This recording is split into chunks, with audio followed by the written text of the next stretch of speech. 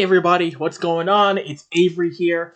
Welcome back to Avery Sports Show. And my next guest I want to welcome on is an incredibly hard worker. He is one of the best broadcast voices in all of hockey.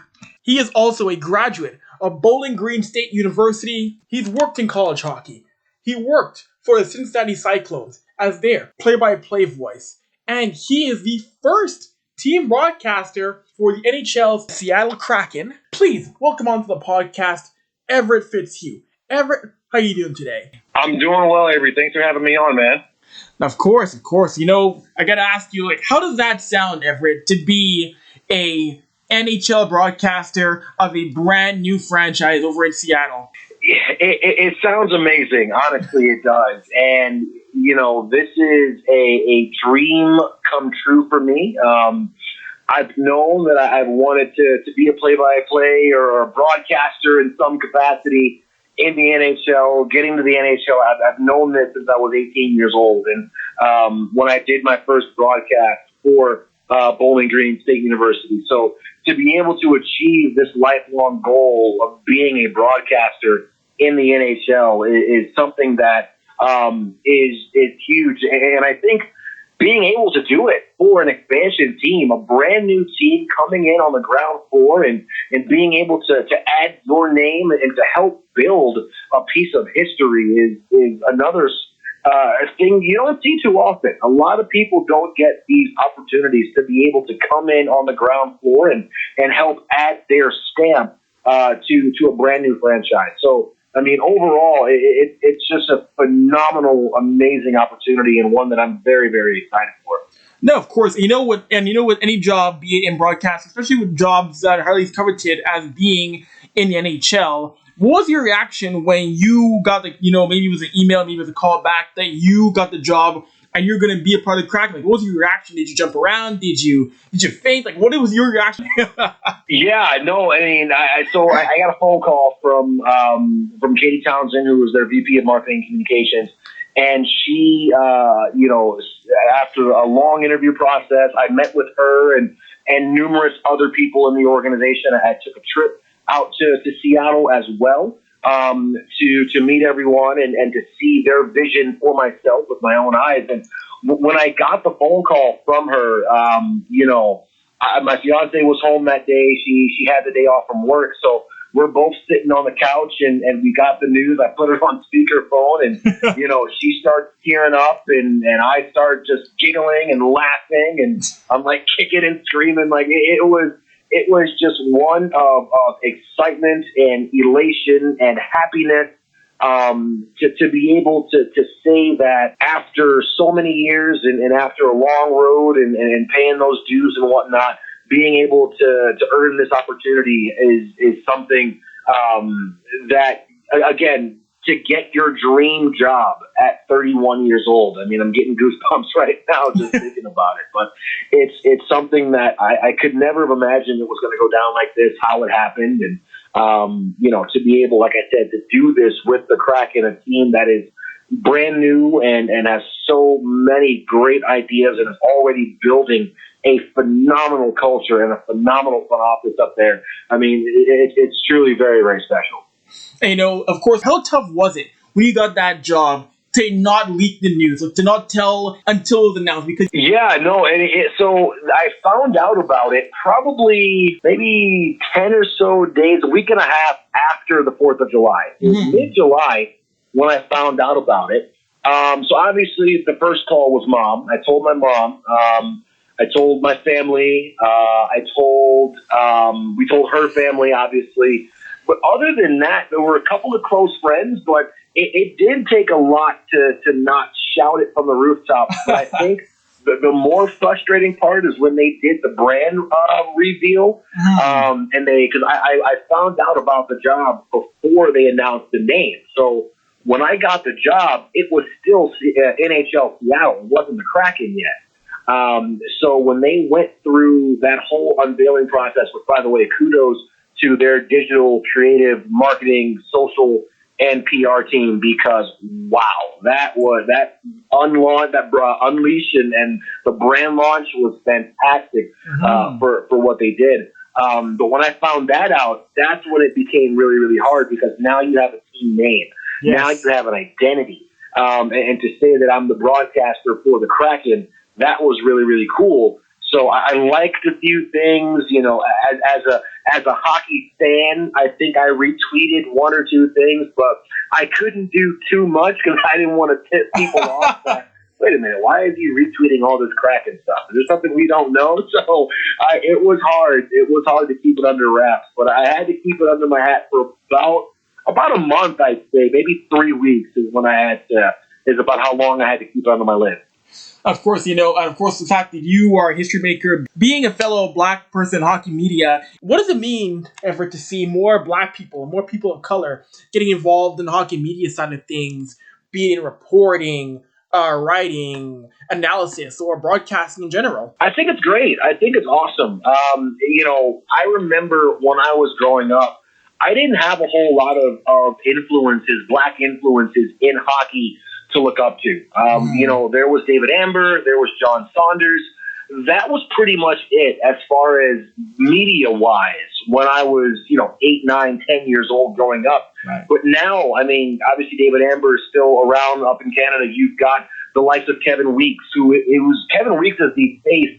People don't realize, but he is the face of the NHL. A black man is the face of the NHL. Being on NHL Network, yes, anchoring their, leading their All-Star coverage and their Stanley Cup coverage and all the major events that he does for the network. And he's an inspiration for myself and I know for a lot of other, journalists coming up. You've got Anson Carter, what he's been doing on NBC Sportsnet. Mike Tirico has called a few games for NBC down here in the States. So there are a lot more reporters now. You've got, 3 black beat writers in the NHL in Ryan Clark, Tarek El-Bashir, and Eric Stevens for the Avalanche, the Capitals, and the Ducks, respectively. So you're starting to see a lot more black faces in non-playing roles. And I think it's great. I think from a media standpoint, you're giving a voice to a historically underrepresented population in the game of hockey.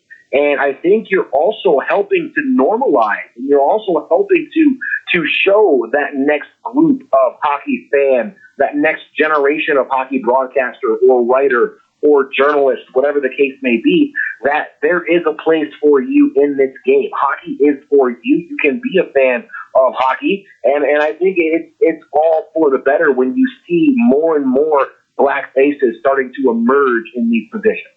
Of course, I couldn't agree more. Amen. Also, and you can relate to these players even more. Like, I'm sure you related to Cyclones assistant coach Jason Payne. Being a black voice, you can help tell the stories of black players, past and present. Guys like the Subban brothers, the George Larocques of the world, Anthony Duclair, and also show that, hey, we're all in this together. Be it black players, black media, black coaches, etc., Everett. Yeah, that's huge. And even here in Cincinnati, Jason Payne has been our assistant coach for the last 2 years. We've had a number of black players in my time in Cincinnati. Jonathan Diaby earlier in my career, Devontae Stevens, Nate Mitten is on our team this year. Daniel Muzito-Bagenda, who is back over in Sweden, but he played here for a year. Jamie Phillips, goaltender. So we've had quite a few black players for the Cyclones. And, you mentioned George Larocque. He, along with Mike Greer and Anson Carter, they're the reason why I got into hockey. I remember watching a Red Wings game when I was growing up. They were playing the Oilers, and they had Mike Greer and George Larocque on the same team. And for me, that was a huge moment because that was the first time that I'd ever seen black players playing the game of hockey. So, like I said before, that let me know that I had a place in this game, that hockey is for me. A couple of years later, Anson Carter joined. So now you've got 3 black players on the same team. And to this day, I guess not anymore now that I work for the Kraken, but I'm an Oilers fan. I've been an Edmonton Oilers fan pretty much my whole life. So it was really special to see those faces and to see people who look like me playing the sport of hockey. And you're right. You look at all of the players that are coming up now, and it from juniors all the way up to the NHL, you're seeing more black faces You're seeing more black players. There's black coaches now. We're waiting on black GMs and black owners, but whatever stride that we can take to continue to showcase the diversity within the game of hockey, and not just racial diversity, but the gender diversity as well, and different other groups that enjoy our game. I think it's only going to help broaden the scope of the game of hockey and draw even more fans into this great game. No, I couldn't agree more. I know your story being an Oilers fan. I love talking to Americans who are Oilers fans, so I got to ask you, being a guy from Detroit, what was it like watching the Oilers in 06 knock the Wings out in the first round, being a Detroit guy? Honestly, it was a little bittersweet. I'm not going to lie to you, but I was happy that the Oilers made it. I remember that run because that happened when I was a senior in high school, and one of my teachers, diehard Red Wings fan, and he knew that I was an Oilers fan, so we had a little bet going. I forget what it was. I think honestly it was like if the Oilers won, or it was a pizza party for the class. It was a bet on behalf of me for the whole class. I forget what it was. So obviously the Oilers won, and he didn't talk to me for like a couple of days after, because he was just so bitter. He couldn't believe that his mighty Red Wings lost to the Oilers, but no, it was satisfying to see. I remember watching that series very vividly, and I hate the fact that that it ended the way it did against Carolina. Obviously, the goaltending situation that year with the injury, but it was really, really fun to watch that series, and we being from Detroit, we got CBC, so I got to watch the Hockey Night in Canada version of the final. And just the production value and being able to watch it through Canadian lenses was pretty cool, that entire Oilers run. No, it was a super fun run. But being up here in Edmonton, it was tough. Seeing Game 1 of Cup final, Rolston doesn't get hurt, the Oilers absolutely win that series. If Rolston didn't get hurt, Oilers win that series in 6. Yeah, I think so too. He was hot that run. Oilers win that series in 6 if Rolston doesn't get hurt. You had you had a solid top 6 on that team. Mm-hmm. Your D was probably, one of the best in the conference at the time. And then if I'm not mistaken, special teams, I think the power play was like in the top 5. It was, yes. For the playoffs. So they were clicking. They were clicking really, really good. But Rolston, obviously, you need good goaltending to win. And I just, even though the Oilers could score that year, the goaltending just wasn't able to overcome it. But again, I think that if Rolston stays healthy, Edmonton wins that cup in 6 games. I got to agree with you on that. And, jumping forward to this year's playoffs, just, from a standpoint, I know the ECHL cut their season short, and every other league in North America has cut their season short. What's it been like for you making that adjustment from, my season's cut short to wondering where's hockey going to go next? Because we're seeing rumors of next year might be a full year in a bubble. It might be a season where there's limited capacity. How are you handling things, as a fan of hockey, but also the broadcast, where there's so much uncertainty as to how next year's going to play out? Yeah, I'd be lying to you if I said, it wasn't a little nerve-wracking. Obviously, with our season down here in the ECHL being cut short, a lot of us were left wondering, and a lot of my colleagues and other people around the league, not only are we going to have a season next year, but as this thing got worse, I'd have to imagine there were some teams around the league who were saying, are we going to be able to afford to stay operational next season? Right. So, there were a lot of different questions that have been asked, and not many have been answered, but, obviously, we, as the Cyclones, we just shifted into our off-season mode just a little bit earlier. You're doing your promo schedules for next year, all of your marketing for next season, getting the schedule release out, things like that.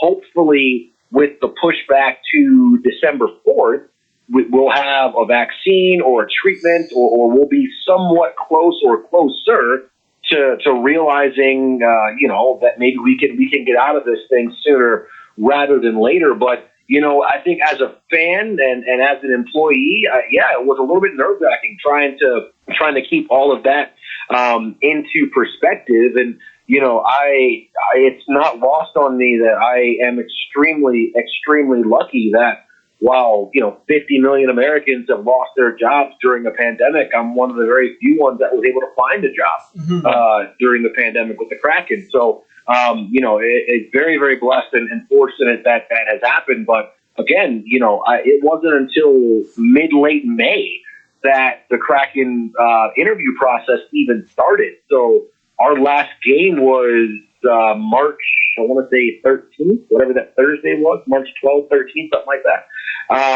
So it was 2 months, almost 2.5 months of uncertainty. And even going through the interview process, you never want to assume that you have the job. So, until they called me and offered me the job, there was a lot of uncertainty. Are we going to have a season next year? Are we going to play next year?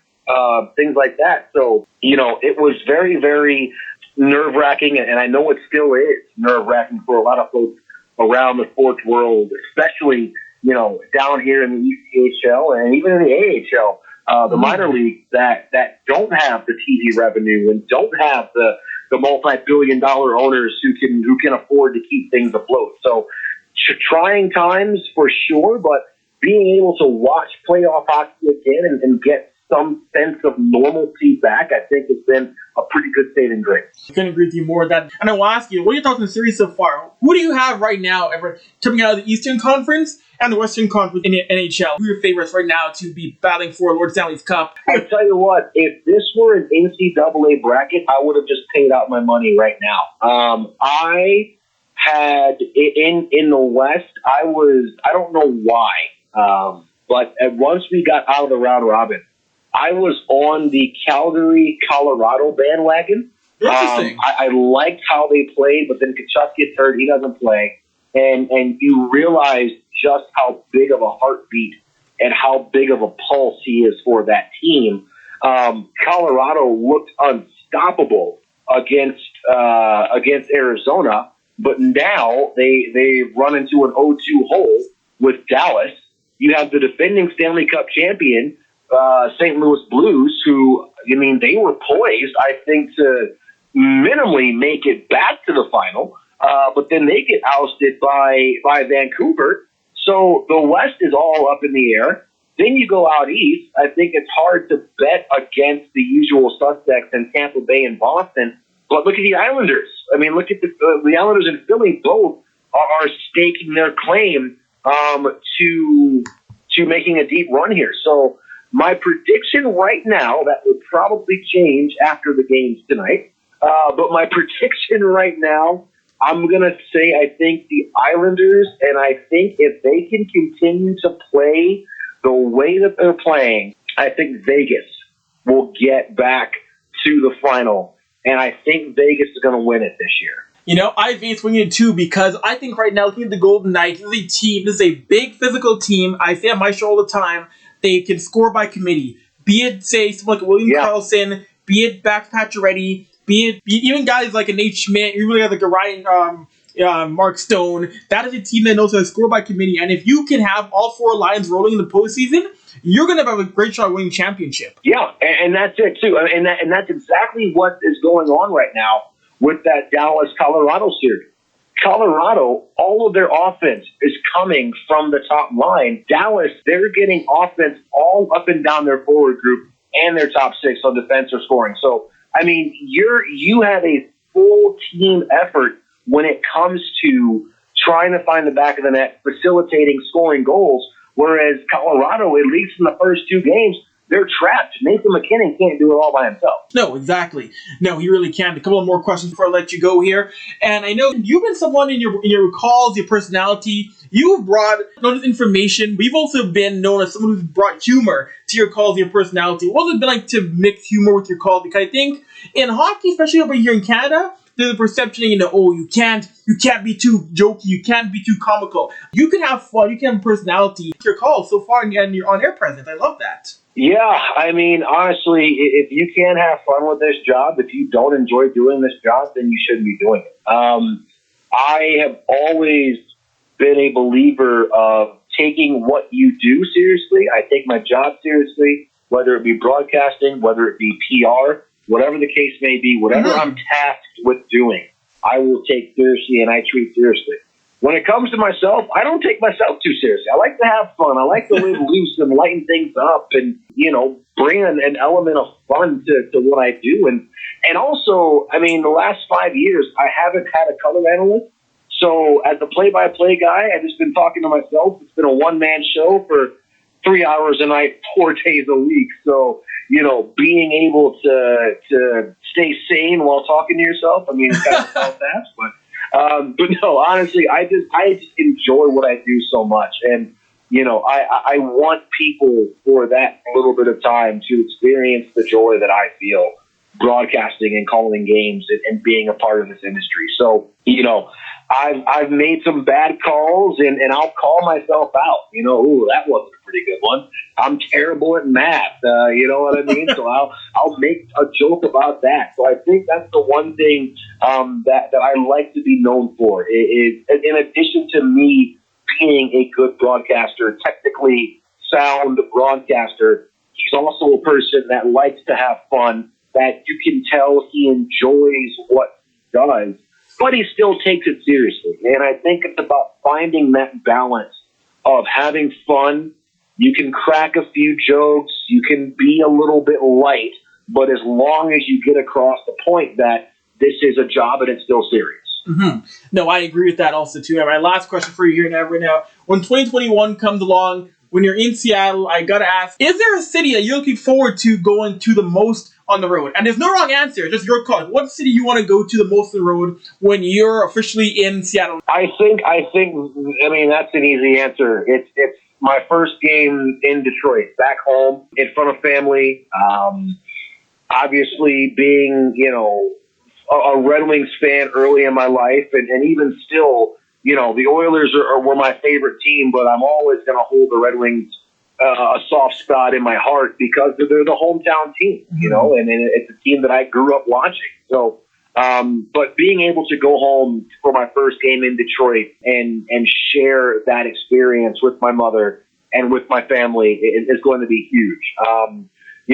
We're still trying to figure out the roles for the Kraken, and I know that my official title is team broadcaster, but we're still working on a radio deal and everything like that. So as far as radio or TV or play-by-play or an analyst job or hosting, whatever position that they have for me, whatever we decide on that position to be, I'm just going to be really excited and happy to be a part of it. But if we get to that point and I'm allowed to travel in that position, I'm going to be fighting like hell to see if I can get that trip to Detroit put on my schedule, because I mean that's going to be huge for me. So yeah, that's the one city that I'm looking forward to going to most. I think second, probably Edmonton, just because I grew up an Oiler fan, and it would be nice to be able to call a game underneath Gretzky's banner and all those retired banners in the rafters. And then obviously I think Montreal and New York, going to MSG, and then being able to do it in Montreal. I think those two cities out east probably, would be also very fun. So I guess I gave you 4, but number 1 would be Detroit, hands down. Nice, awesome. Everett, sir, you are a true trailblazer. And when the Kraken play the Oilers, I'll be glad to play tour guide for you around the city. Sounds good to me, man. I'm looking forward to it. Thank you very much. Awesome. Thanks, Everett.